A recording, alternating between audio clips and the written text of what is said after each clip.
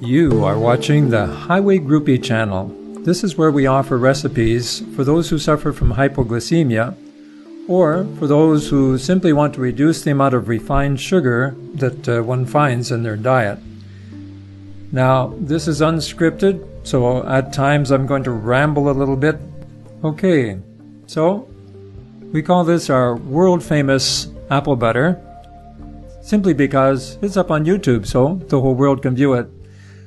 What we're using here is about 5 pounds of apples, 2.5 pounds of Granny Smith apples that you see here, and we're washing them up just with dish soap and water. And we're also going to use 2.5 pounds of Golden Delicious apples, Red Delicious apples. Golden Delicious are sweet with no tartness. The Red Delicious give a little bit of tartness with the sweetness, and of course you have the tartness in the Granny Smith apples that we particularly enjoy. This all adds to the flavor of the apple butter. Now we get a Dutch oven, we add some salt, about half a teaspoon of salt, and for this particular recipe we're going to add water. Now sometimes people like to add apple juice, and that certainly enhances the flavor. But we're using water this time. We're using about 2/3 of a liter of filtered water. That's about 2/3 of a quart. So the water is now on. We're just going to start it up here. We're going to start it heating. And once it starts heating, then we're going to start coring our apples. To core the apples, what we do is we cut them into 4. Now, this one, it's a little bit rotten, but that's okay. Just a bit of rot in the core there. We know that rotten apples are actually sweeter, so it's not a problem. And of course, with the amount of cooking that we're going to give this, if there is any bacteria there, we're not worried. It'll be gone. Anyway, you quarter the apple and then take out the core, take off the stem. If you want to take off the flour, that's up to you. You can do that as well. So we would do it this way. We don't use one of those little round or cylindrical cores because this wastes less apple. Get more bang for our buck. Now you notice that we're just taking the apple and throwing the skin and all into the pot here. The reason that we're doing that is because we're going to put this through the blender a little later on, so having the skin on it is really a moot point. I'd like to point out one thing about the knife in my hand here. The knife is razor sharp. The reason that I use a very sharp knife is so that I don't cut myself. That sounds like an oxymoron. But if you're using a very sharp knife, especially with Granny Smith apples, which tend to have a little bit of resistance, then you don't have to push as hard. So it gives you much more control of your knife as it's going through the apple.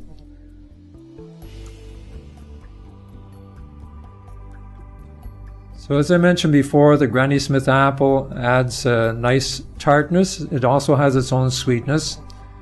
And the Red Delicious apple is better than the Yellow Delicious because it does have a little more flavor to it, in my opinion, than the Golden Delicious. Now, there are other apples you can use. Cortland is not one that I would use.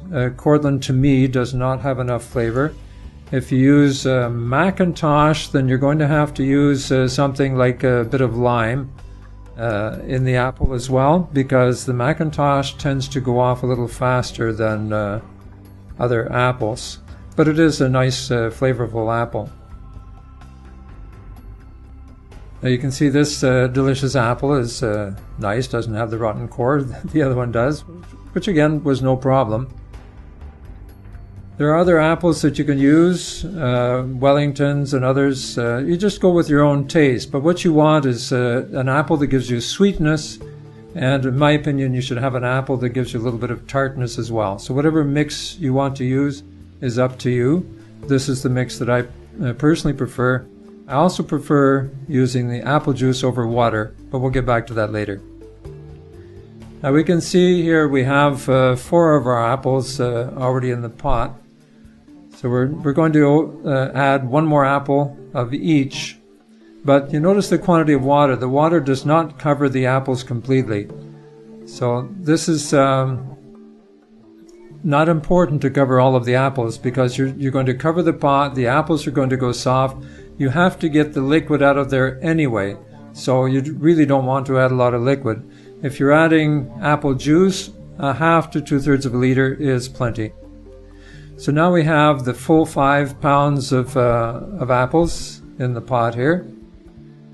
And what we're going to do is the pot is already heating. We have it on low heat, so the water is starting to get a little hot. What we're going to do now is we're going to add some of our spices. You can use cloves or you can use allspice. I kind of prefer allspice, but I didn't have any, so we're going to use cloves today, which is fine. You're going to put a certain quantity in now. You're putting these in before it starts to cook, or as it's cooking really. It's already started. Am I giving you accurate quantities? No, not really, because we're not talking about accurate quantities of apples, I guess. But you can see basically how much we're putting in. We have the cloves, ginger. I like a little bit of snap to my apple. And we're going to add some cinnamon now. This is the cinnamon going in. Now some of these spices are going to kind of cook out, and so we're going to reinforce these when we get toward the end of the cooking process. But I like to have some of my spices cook right into the apple. So now what we're going to add is a bit of nutmeg. I like using fresh nutmeg. As you can see, I have a nutmeg nut in my hand. I use the fine side of the grater. I like the little ones better than these big ones, but anyway, I didn't have one, so we're going to use this one. And we're going to grate some nutmeg in there.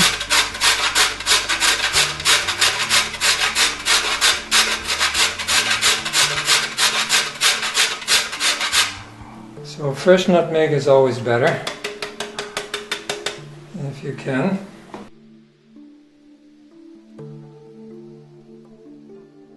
So now we can see the mix is just starting to bubble a little bit, so that's good. We're now going to cover it and let it come to a good boil. Once it starts boiling, then we have to turn the temperature down to a very low simmer. Once things get a little bit mushy, well, then we're going to go to the next stage. So let's have a look now. Is this mushy enough? We can see that the apples are starting to get mushy. Even the delicious apples, if you touch them, they take a dent and they hold on to it. We could put them through the blender at this point, but I feel that there's still a little too much water, too much liquid. If you're using apple juice, then we would say too much liquid. So we're just going to let it cook down a little bit with the cover off. Now that is really torture, because at this point with the spices and the apples, it really smells good. Okay, so now the liquid has come down a little bit more, and this is about right. You do not want to have too little liquid when you're putting it through the blender. Why? Because it just won't blend that well. So at this point you can see that the apples are soft. You have a little bit of apple sauce in there. There's a certain amount of liquid in general. So it's just about right.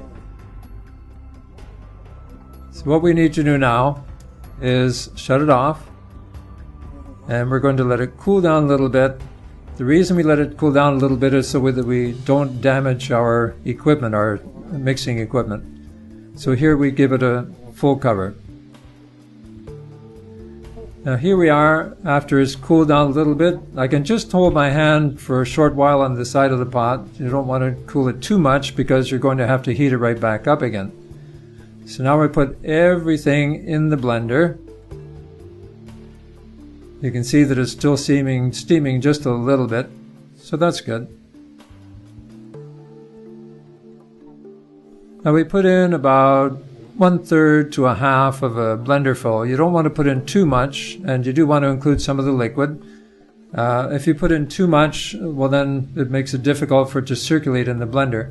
If you don't put in enough, then it just sort of coats the sides and doesn't do what you want it to do either. So this is about the right quantity. You're going to put it on medium.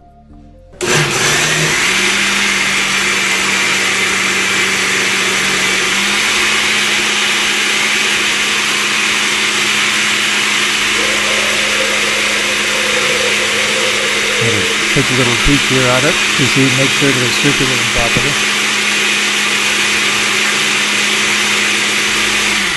Okay, so we let it blend for a little while. You can see how long.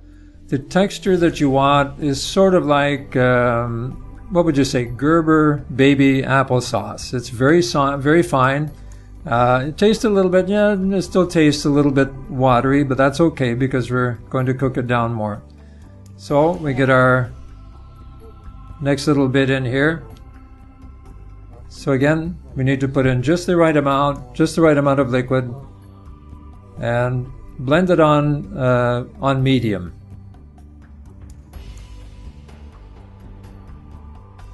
So now we've finished doing our blending, and you can enjoy the little drips here, but like I mentioned before, you're going to notice that it is a little bit watery, but that's okay. Don't worry about it. You're going to cook it down a little more. So this is where you are. You've got your kind of an applesauce, a bowl full of it here. It's very homogeneous. All the skin is gone, flours and everything. It's all blended in together. If you had wanted to add some cinnamon sticks, some people like to do that, you would put in the cinnamon sticks while it is cooking in the first stage before you run it through the blender. That way, when you run it through the blender, then the cinnamon sticks will be blended down with it. So now, what we see here in the pot, you're going to wind up with about half of what is there now. So we're going to put on the heat again, cover it up, and get it, bring it back to a boil. So we're putting it on very low heat. Medium-low to low heat gets us to this point within a few minutes because we didn't let it cool down completely. It was still steaming a bit. We don't add any spices at this point because we're going to let it cook down, and then once we cook down, we're going to get a little better idea of what spices we need to add, because the ginger is going to stay fairly strong. It's not going to cook out. But things like clove and cinnamon, those will cook out. Also the nutmeg, it'll sort of half and half. So you want to wait a little bit. Don't put your vanilla in yet, but you're going to wait until it's actually cold before you do that. But we'll see that a little later on in the recipe.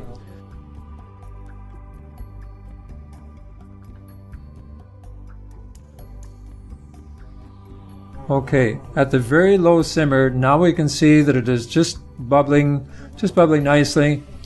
So rather than put the lid on completely, now that it's heated up, we're going to leave the lid akimbo a little bit so that the moisture, the liquid, can evaporate. After a few hours, we come back to it, and this is what we see. We see sort of that lava-like boil to it. You need to use a long-handled spoon or rubber gloves because this will really scald you. That lava-like boiling will actually spit right onto you, and it'll burn. So it's not quite down as much as we want, so we're going to leave it a little bit longer. Okay, we're back at it. And at this point, we're going to just take a little bit of a taste. I'm going to turn the heat off first so that we can work with the liquid a bit, because if we don't turn it off, it's going to keep spitting at it. Even as it is, it's spitting a bit. I'm going to add a little bit of more clove here, and we're going to add a little bit more cinnamon as well. Those two really seem to have weakened as the mixture was boiling down. So those two we're going to add a little bit more.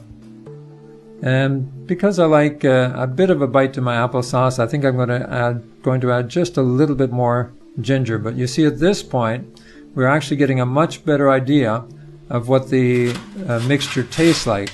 Adding a little more nutmeg as well, so we can be a little more accurate in how we are spicing it at this point.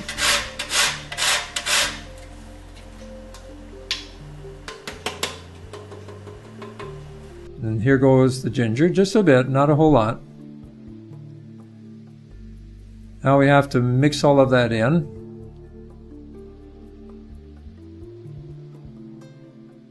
So now as soon as we get it mixed back in there, then we can get the heat back under it and get the mixture boiling down just a little bit more. It's gone down not quite half of the volume that it was before.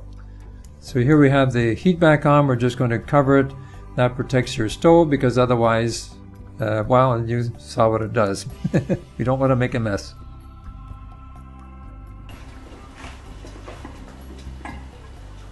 So again, we can see the mixture has sort of that lava-like boil again. So we're not really interested in it yet. We're going to see that when it's boiling properly, it kind of heaves. And that really gives us a better idea that we're at the right point. So we just mix it once in a while, but keep the lid akimbo.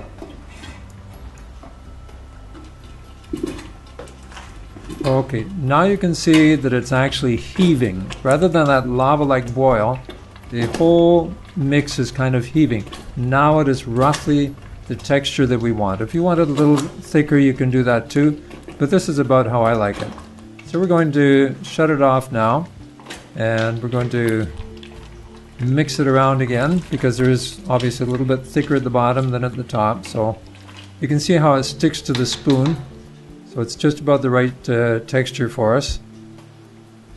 And again, we're going to have to make a little taste test to see if it is the way that we like it.